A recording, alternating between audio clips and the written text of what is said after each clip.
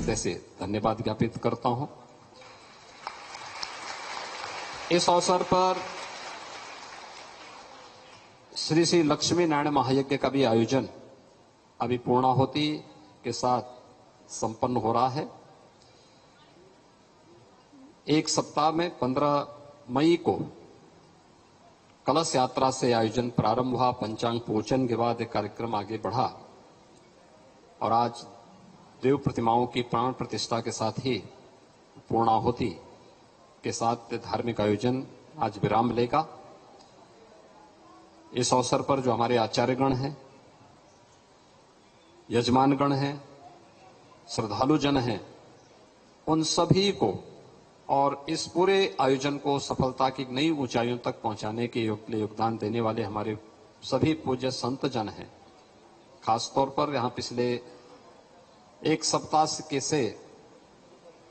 यहाँ पर रहकर के इस पूरे आयोजन को पूरे उत्साह के साथ सफलता की नई ऊंचाइयों तक पहुंचाने में योगदान दे रहे हैं। अपने काशी से पधारे सतवा बाबा आश्रम के श्री महंत महामंडलेश्वर महंत संतोष दास जी महाराज, कालीबाड़ी के आपके चिरपरिचित महंत जी हैं रविंद्र दास जी महाराज, और हमारे यहाँ गोरक्षपीठ के हमारे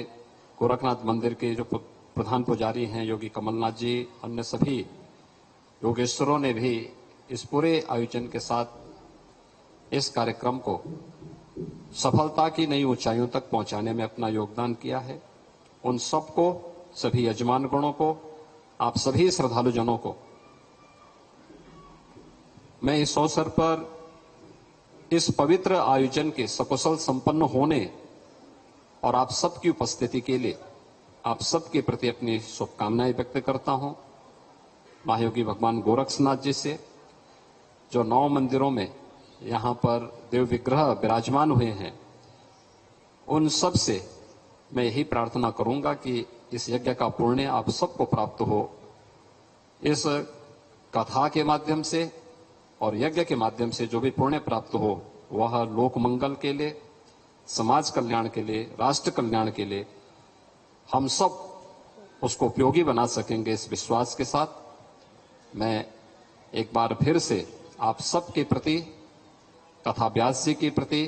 पूज्य संतों के प्रति और इस आयोजन के साथ प्रत्यक्ष और अप्रत्यक्ष रूप से जुड़े हुए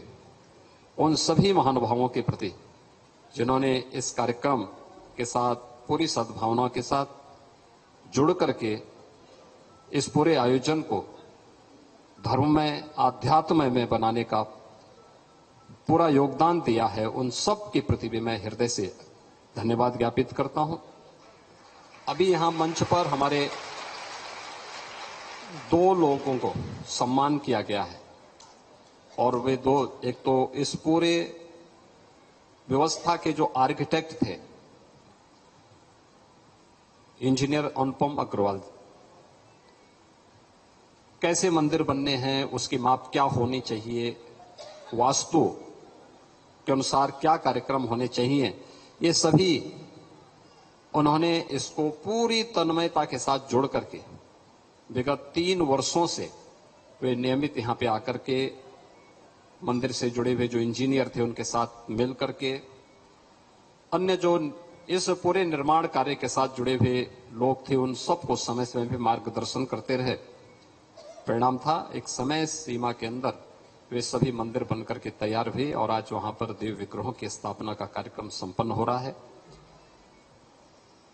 मंदिरों में देव प्रतिमाओं का विराजमान होना है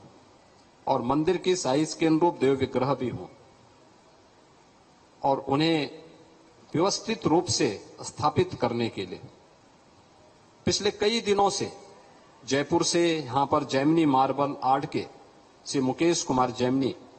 और श्री शिवम जैमिनी यहीं पर प्रवास करते हुए सभी मूर्तियों को कैसे स्थापित करना है। बहुत मूर्तियां अगर यद्यपि वे अब तो साक्षात यहाँ पर उन देव विग्रहों का प्रतीक बन चुकी है, लेकिन जब ये मूर्तियां वैसी भी आई थी, भारी भारी थी, यानी अगर हनुमान जी की ही मूर्ति का वजन आप देखेंगे तो आप कम से कम 7 से 8 क्विंटल से कम नहीं है, लेकिन उस मूर्ति को सकुशल वहां तक पहुंचा देना।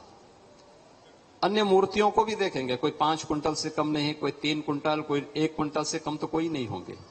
लेकिन उन सभी मूर्तियों को सकुशल वहां पर पहुंचा देना और उनके सौंदर्य में किसी भी प्रकार का कोई खरोंच तक ना आए, यह एक अद्भुत कला है। यानी मूर्ति बना देना, उनकी सजावट कर देना, लेकिन सजावट के साथ ही उन मूर्तियों को और मंदिरों की भी सजावट आपने देखा होगा कितनी बहुत ही अच्छे उस पर उन्होंने करने का प्रयास किया है। मैं इसके लिए श्री मुकेश कुमार चैमली और उनके पुत्र और उनकी पूरी टीम को भी मैं हृदय से धन्यवाद ज्ञापित करता हूं। इसके साथ ही जिन राजमिस्त्री और मजदूरों ने भी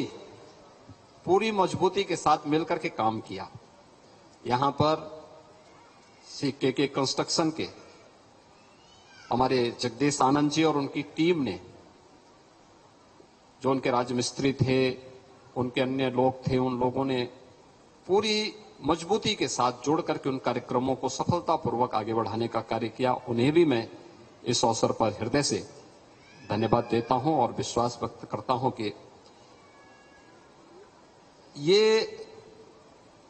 देव मंदिरों की स्थापना में हम लोग वास्तु का ध्यान तो रखते हैं, मूर्ति कैसे बननी चाहिए इसका भी ध्यान रखने का प्रयास होता है, लेकिन उन मूर्तियों के संरक्षण के साथ साथ स्वच्छता के प्रति भी हम आग्रही बने, दूर से पूजा करें, क्योंकि ईश्वर तो सर्वत्र विराजमान है। उस मूर्ति को अपने अंतःकरण में धारण करने का प्रयास और उसके माध्यम से फिर अंतःकरण की शुद्धि अगर हो जाती है तो ये मान के चलिए कि सब कुछ हमने प्राप्त कर लिया है। और यह भाव आपको उन सभी देव मंदिरों में दर्शन करने के उपरांत अवश्य महसूस होगा।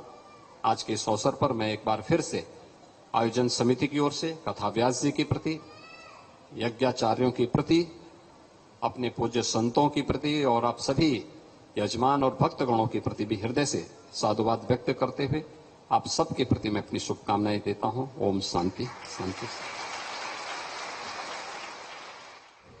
तो श्रीमद् भगवत कथा के समापन कार्यक्रम में मुख्यमंत्री योगी आदित्यनाथ पहुंचे हुए थे। 2 दिनों तक ये भगवत कथा चली। इस दौरान श्री लक्ष्मी नारायण महायज्ञ का आयोजन भी किया गया और आज जो नवनिर्मित